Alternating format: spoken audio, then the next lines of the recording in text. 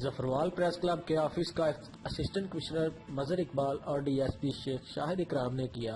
افتتاحی تقریب دفتر پریس کلب میں منعقد ہوئی، جس کی صدارت صدر پریس کلب اسداللہ قریشی نے کی۔ اس موقع پر اسسٹنٹ کمشنر مظہر اقبال کا کہنا تھا کہ میں سب سے پہلے اسداللہ قریشی صاحب کا شکر گزار ہوں۔ آج جو ظفروال پریس کلب کا افتتاح کر کے مجھے ایک تو خوشی بہت ہوئی۔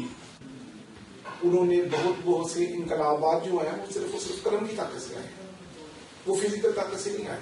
قلم کی طاقت انسان کے ذہن کو کنکر کرتی ہے، اس کو فتح کرتی ہے، اور جب ذہن فتح ہوتا ہے تو پھر وہ ہر چیز فتح ہو جاتی ہے۔ ان کا کہنا تھا کہ ایک چھوٹی سی تحصیل میں خوبصورت پریس کلب کا آفس قابل تعریف ہے۔